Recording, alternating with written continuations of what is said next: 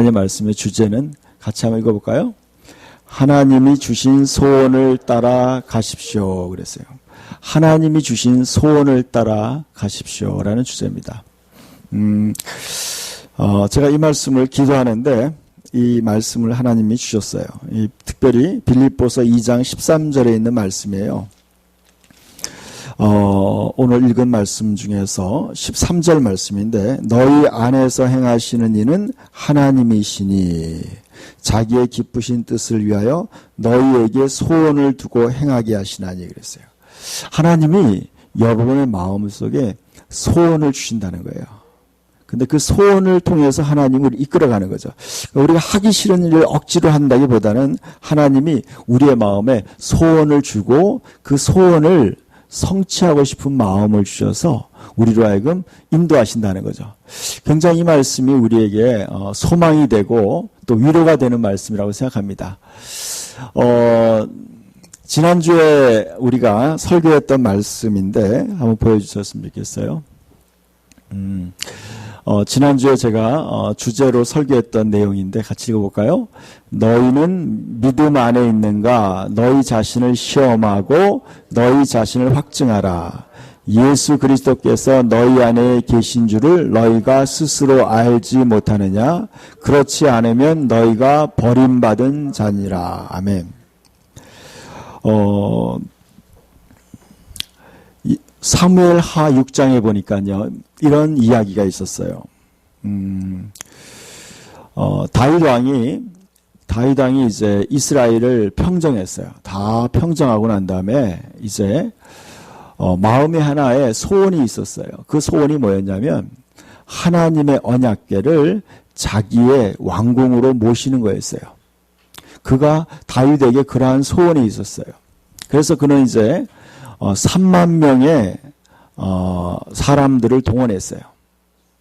3만 명의 사람들을 동원해서 그 사람들을 데리고 아비나답이라는 그 제사장의 집에 있는 하나님의 언약궤를 모시러 이제 간 거죠. 가서 새로 만든 수레에다가 하나님의 언약궤를 싣고 그리고 풍악을 울리면서 하나님의 언약궤를 모시고 오게 돼요. 그런데 이제 한참 오다 보니까 타작마당에 왔을 때 소가 뛰면서 이 언약궤가 흔들리니까 웃사라는 사람이 그 언약궤를 탁 터치를 해요. 그랬더니 하나님이 몹시 화가 나셨어요. 그래서 그 사람을 쳐서 그 자리에서 죽게 됐어요. 그래서 하나님이 굉장히 언짢으셨어요. 그래서 그 사람이 거기서 즉사를 해요. 다윗이 이 광경을 보고 하나님의 언약궤를 모시고 오다가 딱 중단하고 그냥 왕궁으로 들어갔어요. 그리고 그 언약궤는 오벳 에돔이라는 사람의 집에 임시로 보관되게 됐어요.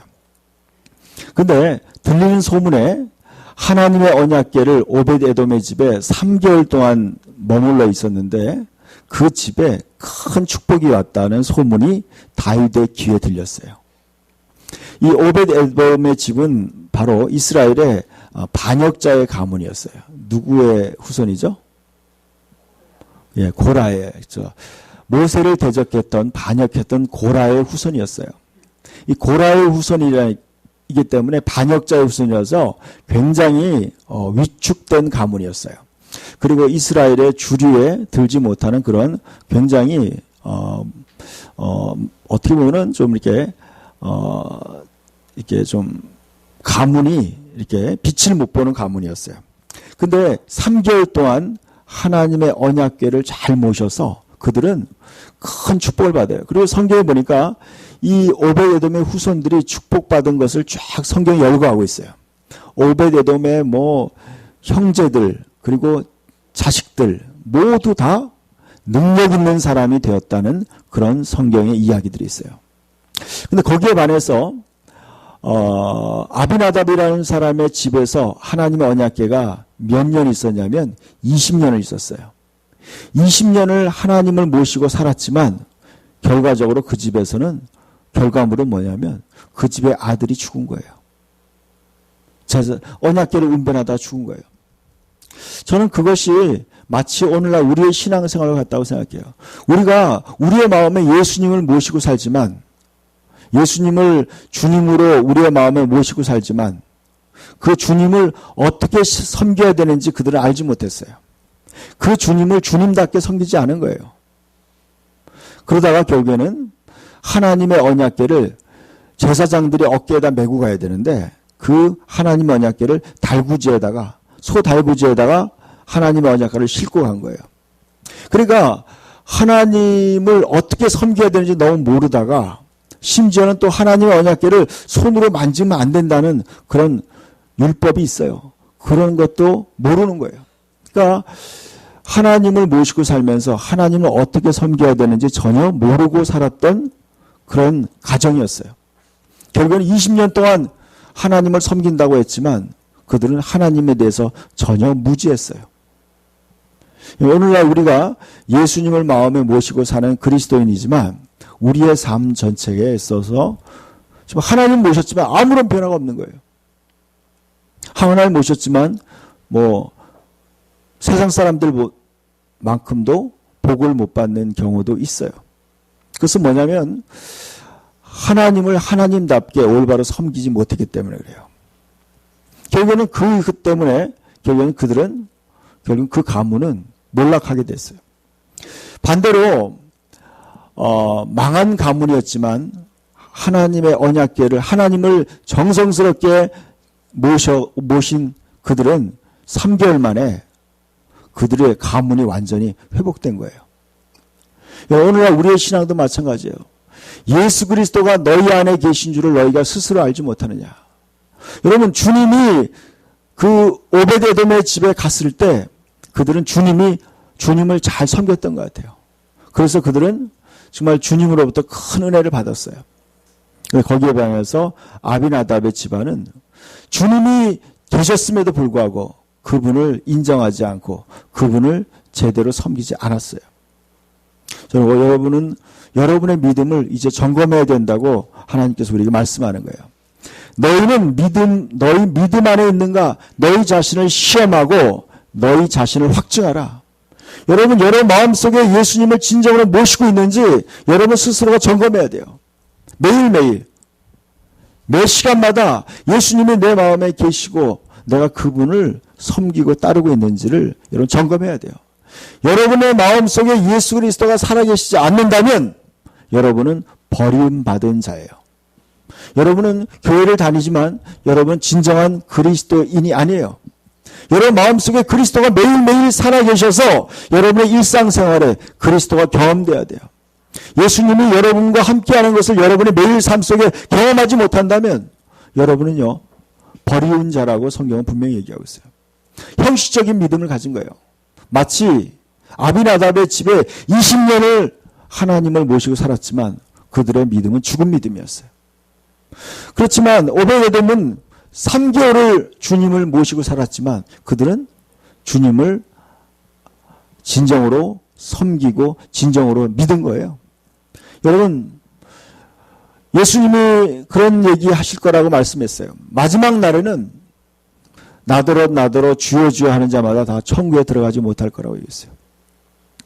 불법을 행하는 자들아 다 내게서 떠나가라. 내가 너희를 도무지 알지 못한다 그랬어요. 도무지 알지 못한다는 건 뭐냐면 그들의 마음속에는 예수 그리스도가 안 계셨다는 거예요. 마음속에 항상 예수님을 모시고 그분을 섬기며 살지 않았다는 거예요.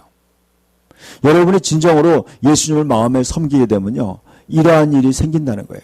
오늘 말씀 보여주세요. 빌립보서 2장 13절 말씀이 여러분의 삶 속에 현실로 나타나게 돼요. 같이 읽어볼까요? 너희 안에서 행하시는 일은 하나님이시니 자기의 기쁘신 뜻을 위하여 너희에게 소원을 두고 행하게 하시나니 그랬어요. 너희 안에서 너희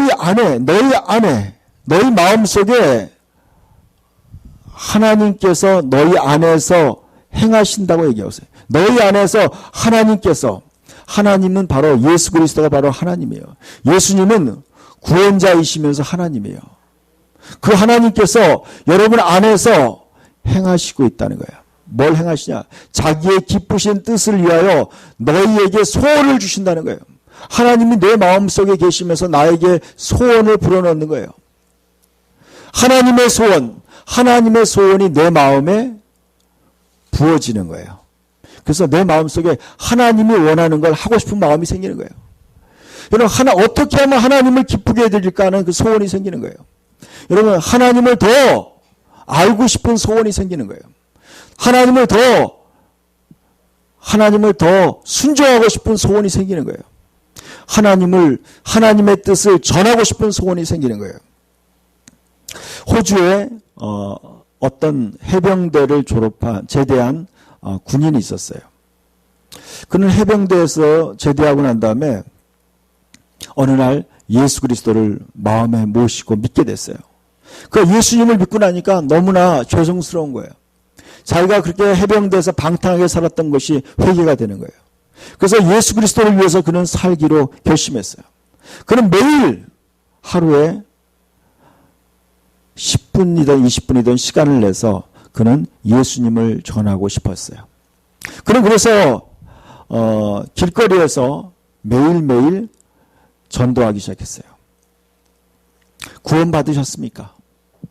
당신은 지금 돌아가신다면 당신은 천국에 가실 수 있습니까? 구원 받으셨습니까? 예수 그리스도를 받아들이십시오. 그는 길거리에서 이렇게 30년을 외쳤어요.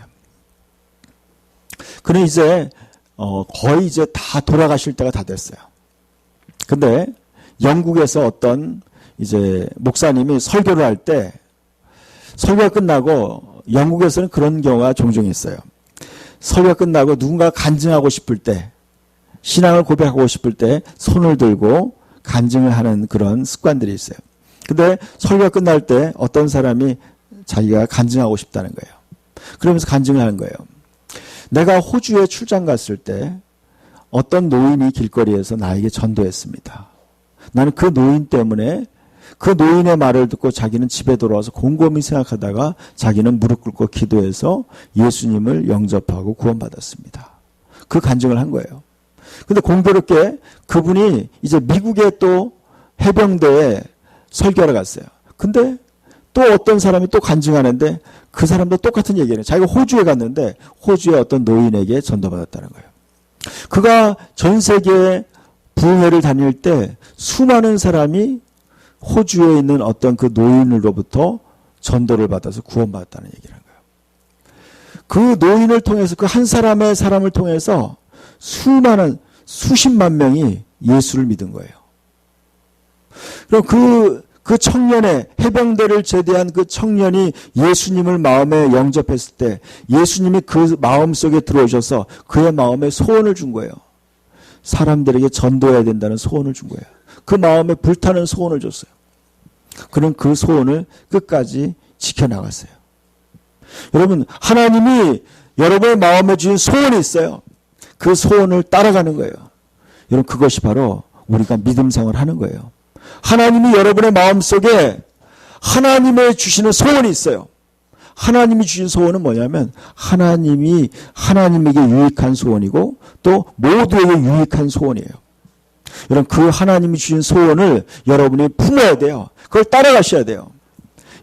여러분이 진정으로 예수님을 마음의 주인으로 오셨다면 하나님이 여러분에게 하나님의 소원을 불어넣어 주실 거예요. 그 말씀을 킹제임스 성경에 보니까 이렇게 표현하고 있어요. 밑에 것도 보여주세요. 같이 읽어볼까요?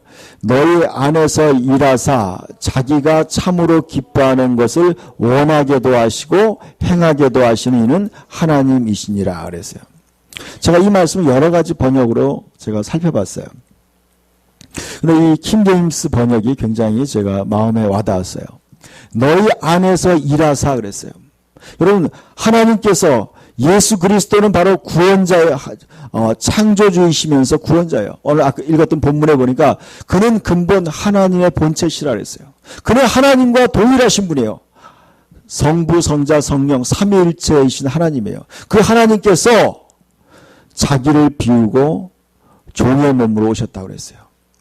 여러분, 예수님을 진심으로 마음에 모신 사람들은요, 겸손한 사람이에요. 여러분의 마음에 진정으로 예수님을 모시고 예수님을 주인으로 따르는 사람은요, 겸손할 수 있는 사람이에요.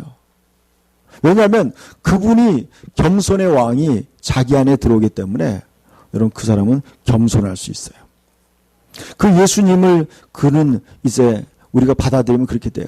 그분이 우리 안에 오셔서 어떠해요? 너희 안에서 일을 하신다고 얘기하고 있어요. 예수님이 우리 안에 들어오셔서 우리와 함께 하나님의 뜻을 이루어 가시는 거예요. 그 하나님의 거룩한 뜻을 이루기 위해서 여러분을 부르신 거예요. 그래서 여러분 안에서 하나님이 일하시는 거예요. 자기가 참으로 기뻐하는 것을 원하게 하신다는 거예요. 하나님이 원하는 것을 여러분이 원하도록 여러분 마음의 소원을 주시는 거예요. 제가 어저께 이제 제가 한 달 전부터 용인에 있는 어떤 교회에 공사할 때 제가 감독을 했어요. 설계하고 감독을 해줬어요. 또 하나는 이제 분당에 있는 교회 공사 설계하고 감독을 해줬어요.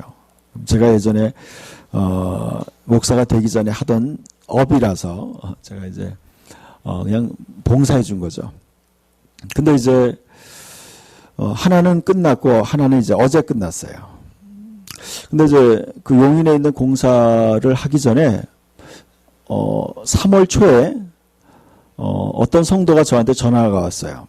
목사님, 내 동생이 목사 사모입니다. 목사 사모예요. 그 성도 동생이. 근데 그 목사 사모가 너무 안 됐습니다. 제가 기도하는데 자꾸 내 동생을 도와줘야 된다는 마음이 들었다는 거예요. 그 목사님, 그 동생의 그 남편 되는 그 목사님은 저 신대방동에서 교회를 하고 계셨어요.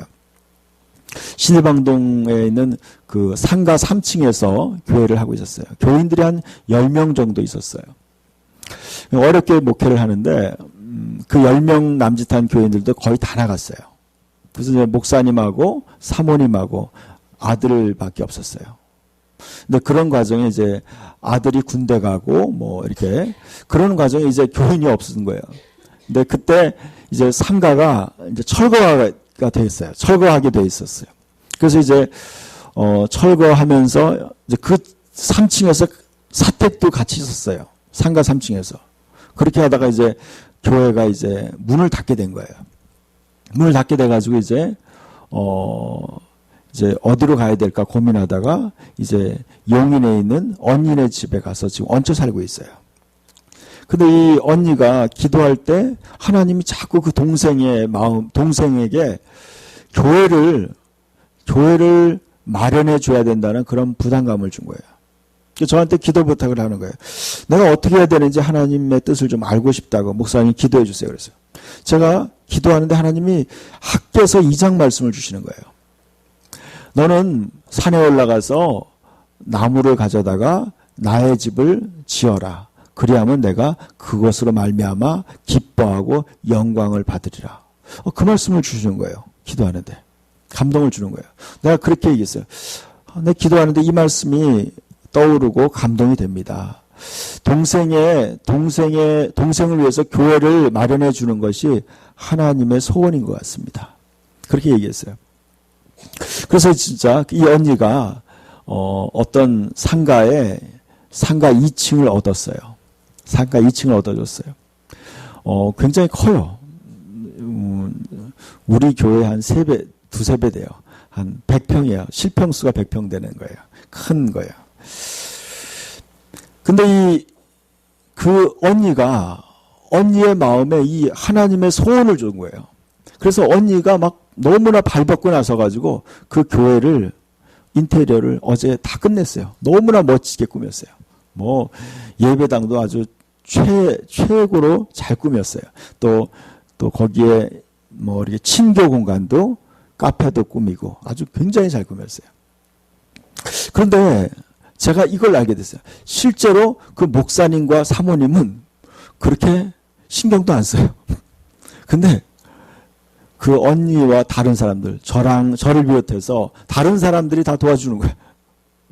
또 실제로 또 어떤 그분의 친척, 동생들이 헌금하고. 그래서 정말 그분은 그런 공간을 얻을 만한 재력이 없었어요. 그래서 하나님께서 주위에 있는 사람들의 마음에 소원을 준 거예요. 소원을 줬어. 도와주고 싶은 마음을 주는 거예요.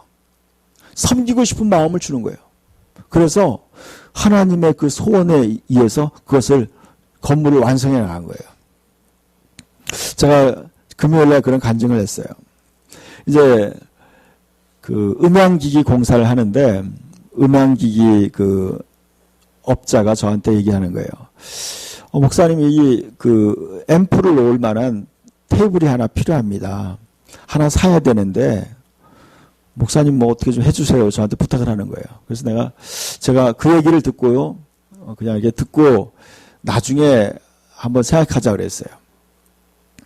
그래가지고 제가 이제 주일날 요번 주 무슨 요일인가 그날이 목요일날 이렇게 아침에 새벽에 와서 이제 아파트에다 차를 세우면서 아파트에 한 5시경에 이렇게 아파트에 들어가는데 여러분 주차 자리가 없어요, 거의.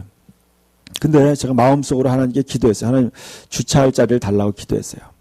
근데 쭉 들어가서 한 바퀴를 도는데 자리가 하나도 없는 거예요.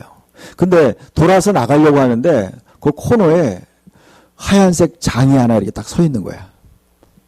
그 제가 느낌에 그 교회에다가 갖다 놓으면 딱 맞겠다 하는 마음이 드는 거예요. 그 장이.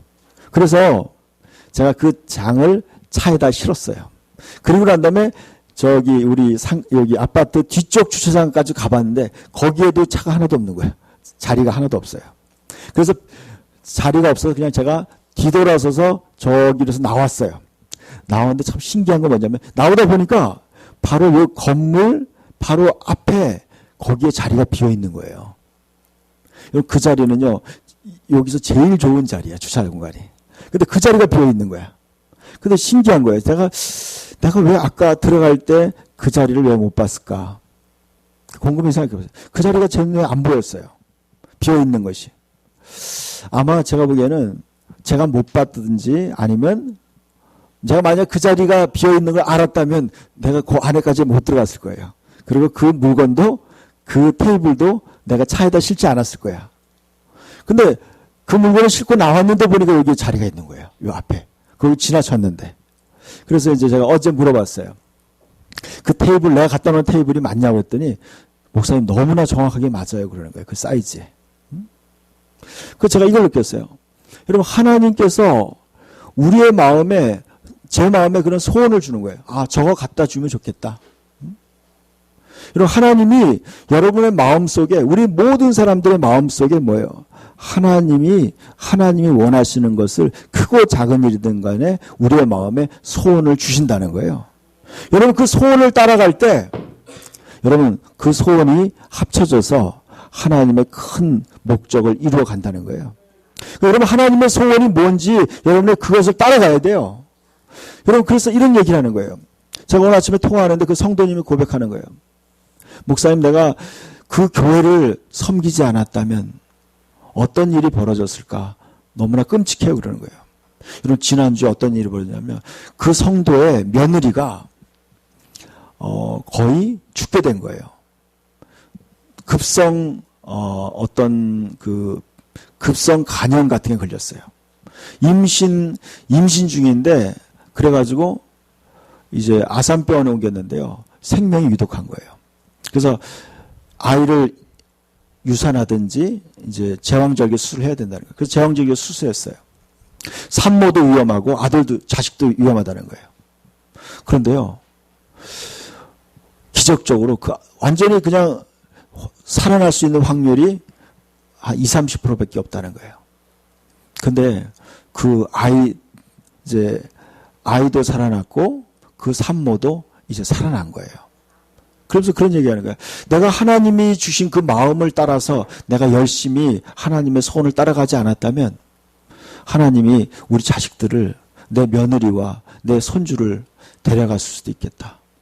그런 고백을 하는 거예요. 그래서 여러분, 우리가 하나님이 주신 그 소원을 따라가는 것이 얼마나 중요한지 저한테 간증을 하더라고. 그 마음.